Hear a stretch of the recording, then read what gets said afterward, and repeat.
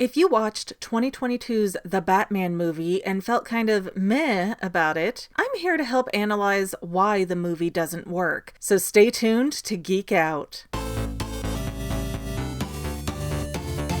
Hey Bat Boys and Girls, I'm McGann, this is the Fangirl, and while I love superhero movies, some of them just don't work for me. Case in point, The Batman. Now, it's been a long-standing tradition that Warner Brothers has no idea how to cope with their metahumans, and it's especially frustrating that DC can churn out pretty great animated movies, even animated series, yet they create completely abysmal live-action films that put the franchise in a perpetual state of being rebooted. As a fan, it's exhausting. So, when I started hearing positive reviews about The Batman, I dared to hope, only to watch my dreams get smashed again. To be fair, visually, there are some great moments and shots in The Batman film, but the bulk of the movie is so terrible that not even Silas Stone could salvage this thing. So let's talk about some of the glaring issues with this movie and why experimenting with major franchise names is a bad idea. And just to get the sellout point of view out of the way first, I don't care how much artistic integrity someone claims to have. If you are making a superhero film, the target audience is always the next generation. Make them excited, get them buying and playing with the toys, and keep the name of Batman alive and well in the hearts of the children. No, I'm not saying that adults can't buy toys too, but sales do dictate the health of a franchise. So making content that appeals to a wide array of ages is important for that aspect. The Batman failed miserably at this task. I've watched it multiple times now, and I couldn't even guess who the intended audience is supposed to be. It's rated PG-13, so obviously they want it accessible for youth to see, but the movie was so busy trying to pander just a tiny bit to every age group that it just made Batman a muddled mess of a character. And I mean, let's be really real here. For Batman to work as a hero, because he works outside of any legal restrictions, he cannot exist in a morally gray zone. He has to be lawful good, and this incarnation is really more chaotic neutral. He's doing whatever the heck serves him in the moment without regard for anyone or anything else. Really, when you look at how Batman behaves and sulks and plans things out in this movie, he's no better than the villains he's trying to stop. For example, Batman's first big moment on screen is when he saves this guy who's about to get beaten up after stepping off the subway. But,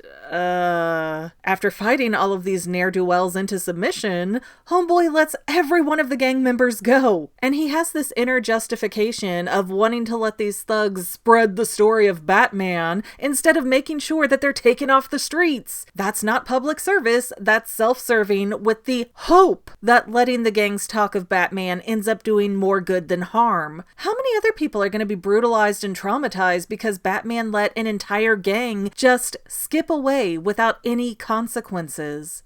Peacemaker was right about him. Also, if I'm understanding the situation correctly, Selina Kyle, aka Catwoman, is into women in this movie, and she gives no indication that she likes men. And yet, Batman gets an obsessive fixation on Selina anyways. For no reason, he gives himself the right to grab, gag, stalk, and get unreasonably jealous over Selina, and he doesn't even know this girl. Seriously, take away the predisposed expectation we have of Batman and Catwoman being an item, and then think about Batman's behavior here. He gets very exploitative. Basically, their dynamic is, you'll do whatever daddy says, with no justification for it. Why? Batman should have no sense of entitlement to Selina, whether he's crushing on her or not. This is a very possessive, dangerous mindset where Batman, without directly acknowledging it, is internally saying, I've decided I want you, so I own you. And it's not being reciprocated. The balance of power is way out of whack here between Bruce and Selina. And then we see such a strange reaction of jealousy when Bruce Wayne thinks Selina is on one of the villain's arms. Overall, it is just way too much voyeurism from a hero. You know, A true hero should be using binoculars to keep the city safe, not be a peeping Tom stalker. It's 2022, boys. Deal with your emotions already. Plus, this movie features an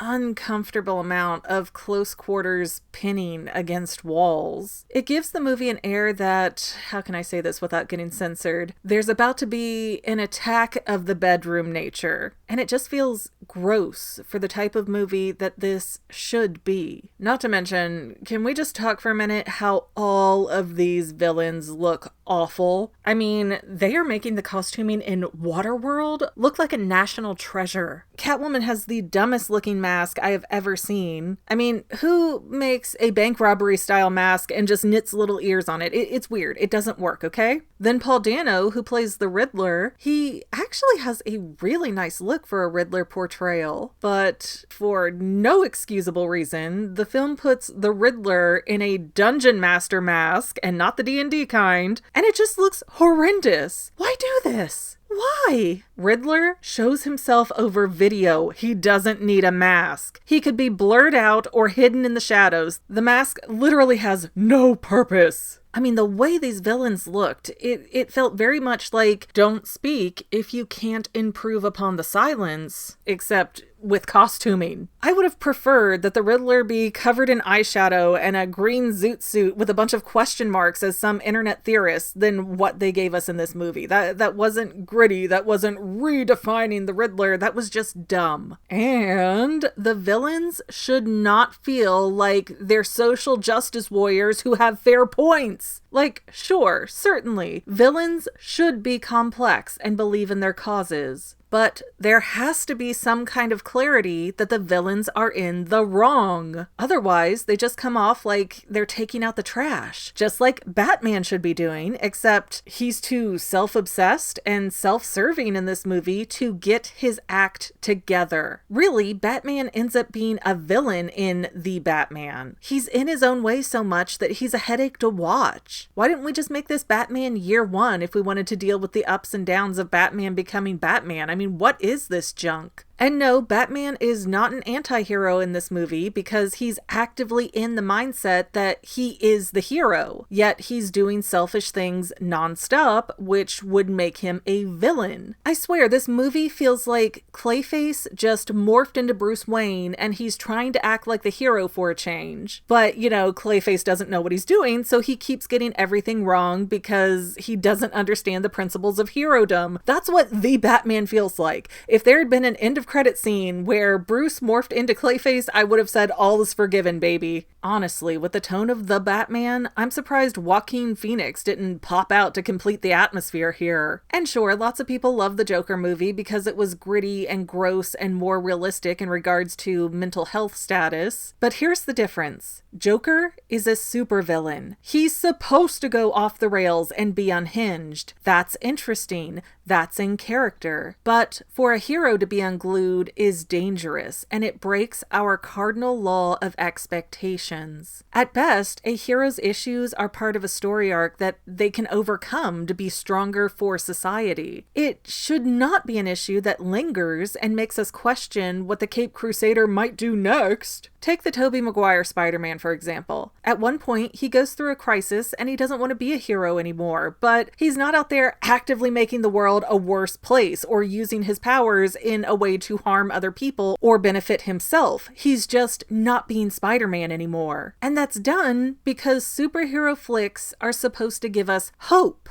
Not use a movie to mop up depression and then wring it out on the audience to drench them in misery. I don't care about your problems, bats. Bang, bap, boom. Kick some butt and take some names for justice. Deal with your personal trauma before you decide to don a costume, you unstable psychopath. Yet Batman is out here doing whatever he pleases because he has the resources to do so. So even when he knows he is going out of line, he doesn't care. He keeps doing it because he's decided he's Ron Swanson and he has a permit to do whatever he wants. And that minor plot point where Batman is injecting himself with, what is that? NOS, like a Fast and the Furious car? It really drives Batman's instability home. It's like Batman, The hero injected himself with a substance similar to venom, which is what Bane the villain uses to get monstrous. And so Batman gets a boost of energy where he can't control his impulses to beat the baddie's face in. That is not heroic behavior, and there are no consequences for that action. Batman doesn't even feel bad about playing Super Smash Brothers with a dude's face. Why? Because this Batman doesn't care about justice. He cares about winning and using the people of Gotham City as a free therapy session, which again, even the grittiest, darkest incarnations of Batman aren't swayed to the dark side so easily. Yeah, Batman might do some damage to get information, but it's never punitive. This Batman is more, oh, you hurt me, so I'm gonna really hurt you. And that does not make sense for someone who is in a hero's position. Like, this is the Batman who would join the Justice Lords. This is not the Batman that you want your kids deciding is a role model. And unfortunately, when you make a film that is dark and gritty but rated PG-13, that's the kind of confusion that ends up happening. But I digress. What do you think of 2022's The Batman? What did you like about it? What turned you off from this movie? Let me know in the comments, and I might be overthinking it, but that's literally my job. Well, family members, we're almost done, but I want to invite you to hang out with me in some other places. I'm on Twitter and Instagram as my own personal self, and I have a Facebook page too, but I mostly just post photos over there. And sometimes people say, hey McGann, I want to mail you something. How do I do that? Easy. Just click the About tab on my channel page, and my most current P.O. Box info will be right there. I also run another channel, The Family. It's really a hodgepodge channel where we might post anything. Oh yeah, and I also sell shirts and stickers and stuff with the Family and the Fangirl logos. If that is your cup of tea, I have a link in every description of every video. Finally, if you want to help out the Fangirl channel and make sure I'm putting out video essays for years to come, the best way you can help is by subscribing and watching more of my videos, whether they're new, old, whatever. Maybe even share one or two on social media, help spread the word. People who watch to the end of videos like you helps to tell the site, hey, this is a good video, we should recommend it to other people. So if you made it this far, leave me a comment of something like, hey, I made it to the end. Love ya. See you next time, family members.